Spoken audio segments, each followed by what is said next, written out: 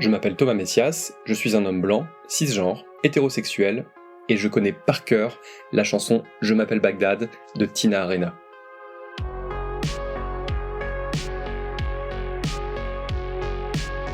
Vous écoutez Mansplaining épisode 71, Je m'appelle Bagdad, skateparks et cours de récré, des mondes désespérément masculins. Un podcast, Slate.fr. Le film dont nous allons parler aujourd'hui se nomme également Je m'appelle Bagdad, mais c'est à peu près son seul point commun avec la chanson. Il s'agit d'un film brésilien qui sort dans de nombreuses salles françaises le 22 septembre et qui est signé par la réalisatrice Caru Alves de Souza. Son héroïne, qui se fait donc appeler Bagdad, est une skateuse de 17 ans, laquelle semble composée presque exclusivement de femmes, et les skateparks, qui sont au contraire monopolisés par les garçons. C'est un film qui parle de la place qu'on se trouve, de la famille qu'on se crée, mais également des barrières qui se présentent face aux filles et aux femmes lorsqu'elles tentent de s'épanouir dans l'espace public. J'ai eu envie de parler de ce film avec Edith Maruet-Jules, dont les travaux me passionnent et que je préfère laisser se présenter elle-même. Je suis Edith Maruet-Jules, je suis directrice d'un bureau d'études qui s'appelle l'AROB, l'Atelier Recherche Observatoire Égalité, et je travaille en fait au quotidien dans les établissements scolaires, écoles et collèges principalement, mais aussi sur des questions d'espace public et d'accompagnement des collectivités territoriales sur ce qu'on appelle l'égalité intégrée, donc les établissements égalitaires, l'espace public égalitaire, etc. En 2014, Edith Maruet-Jules a soutenu une thèse intitulée « Mixité, égalité et genre dans les espaces du loisir des jeunes, pertinence d'un paradigme féministe ». Je ne sais pas vous, mais rien que le titre me fait un peu frémir. Elle y parle aussi bien des city-stades et des cours de récréation que des skateparks, ces derniers étant réellement au cœur du film.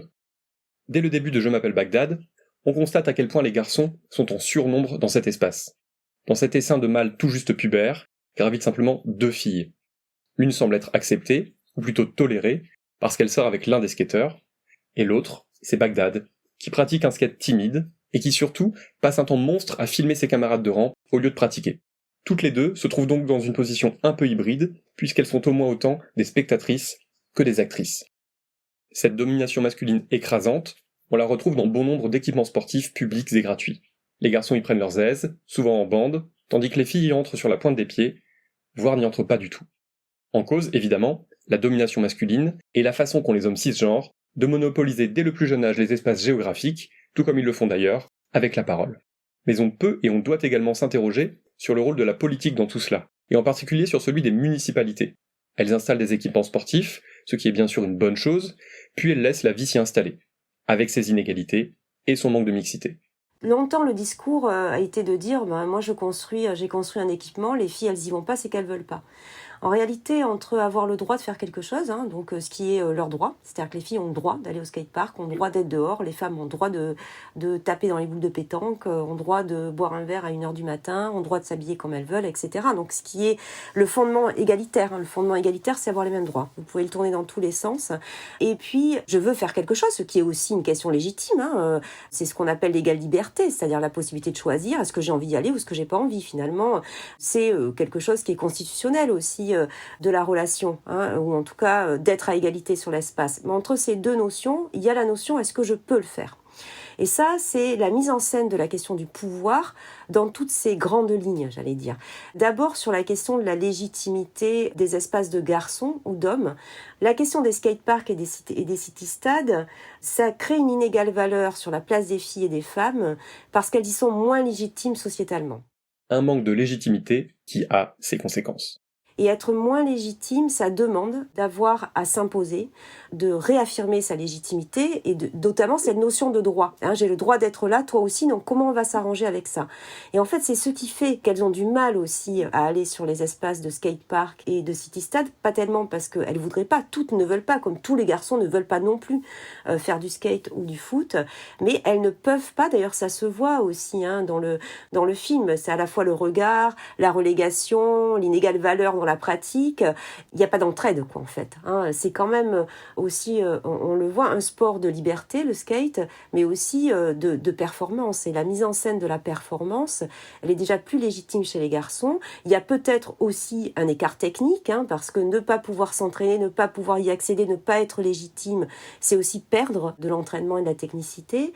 Donc elles ne peuvent pas y aller, et aussi parce qu'elles sont reléguées, quoi. Aussi parce qu'elles subissent une forme d'agression et de violence, parce qu'on leur dit ça n'est pas ta place.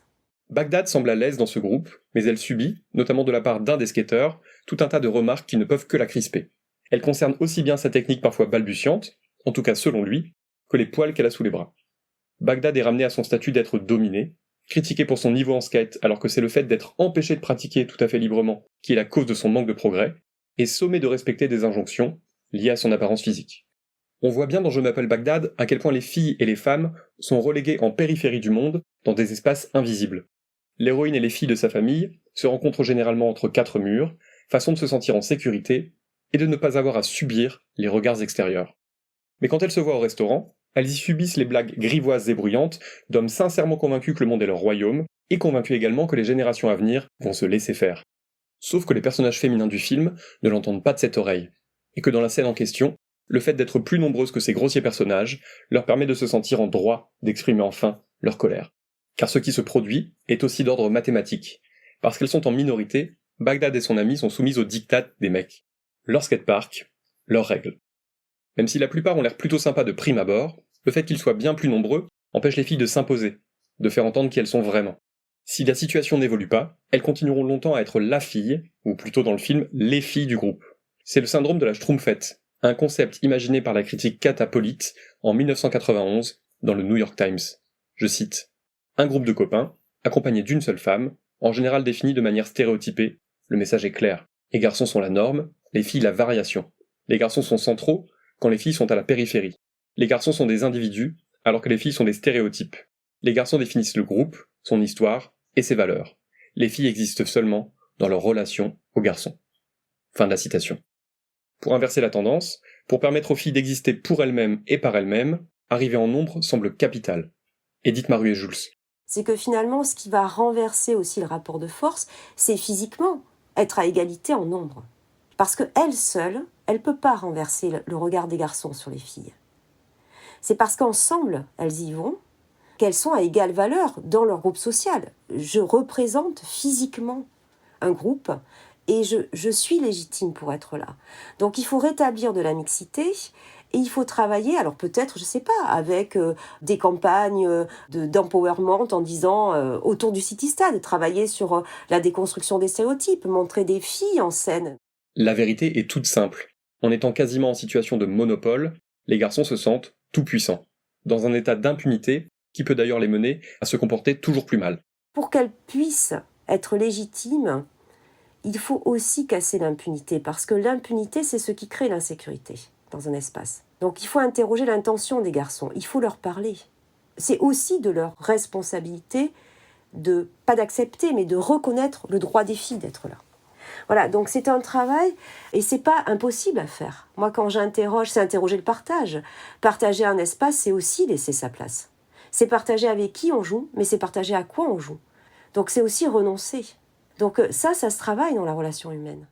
Ce qu'il y a de très beau dans le film, c'est que Bagdad finit par rencontrer un crew d'autres skateuses qui vont l'inviter à venir s'entraîner avec elle et lui permettre ainsi de tout débloquer. Non seulement sa façon de faire du skate, mais également sa prise de parole, au gré d'une très belle scène où les filles parlent librement de leurs règles et évoquent aussi le regard des hommes sur elles.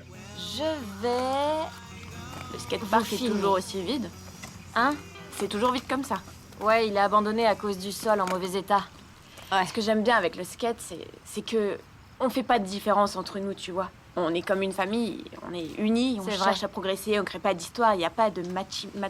Merde. Machi. Une fois, je faisais du skate dehors et un chauffeur de bus a baissé sa vitre pour sortir sa tête par la fenêtre. Il était comme ça.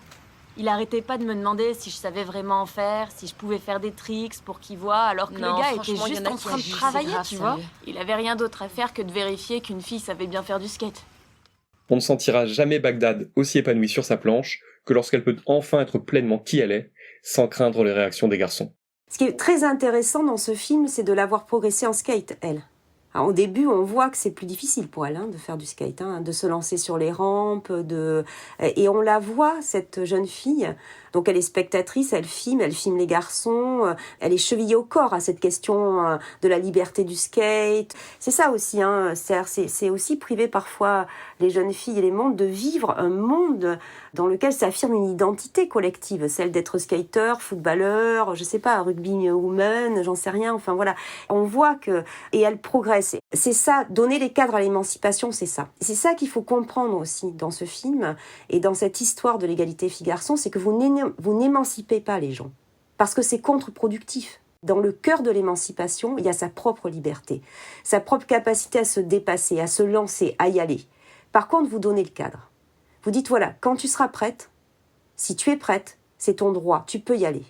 Il est important de comprendre et de faire comprendre que comme des tas d'autres lieux considérés comme prestigieux, le skatepark et les équipements sportifs sont vraiment les théâtres de l'expansion de la domination masculine. Ce sont des mondes où le féminin n'a pas droit de citer, et où même les garçons qui pourraient être attirés par des sensibilités ou des activités dites féminines ont toutes les raisons de ne pas faire grand bruit de cette attraction. Il y a toujours un prix à payer. Il y a un prix à payer pour les garçons d'être avec les filles. C'est le prix du regard des autres garçons. C'est ce que j'entends dans les classes quand j'entends « Mais moi, madame, je ne vais pas aller jouer à l'élastique, j'ai peur d'être traitée de fille. » Il faut quand même se rendre compte qu'aujourd'hui, le nœud de l'inégale valeur, il est là. C'est que le monde des filles ne fait pas valeur. Je ne suis jamais monté sur un skateboard. Je ne fais pas de vélo non plus. Pour tout vous dire, j'aimerais bien m'y remettre, et ça fait si longtemps que j'ai un peu peur. Mais quoi qu'il en soit, l'idée est la suivante. Partout où nous, les hommes cisgenres, tentons de nous accomplir par le sport ou de nous divertir avec des loisirs, il y a d'autres personnes, et notamment des femmes, qui ne peuvent pas faire preuve d'autant d'insouciance que nous, qui doivent supporter qu'on leur accorde peu de place, peu de crédit, et à qui des hommes donnent des conseils non sollicités quand ils ne les matent pas outrageusement. Et c'est à nous tous, simplement en laissant de la place et en mettant notre sentiment de supériorité à la poubelle, de contribuer à permettre au monde des filles de faire enfin valeur. C'était Mansplaining. N'hésitez pas à vous abonner au podcast sur votre plateforme favorite, à mettre des cœurs et des étoiles, et à laisser des commentaires. Vous pouvez aussi écrire à mansplaining@slate.fr ou nous contacter via le compte Instagram Mansplaining Podcast. Mansplaining est un podcast de Thomas Messias, produit et réalisé par slate.fr, sous la direction de Christophe Caron et Benjamin Septem-Ours. Montage, Victor Benamou. À dans 15 jours pour l'épisode 72.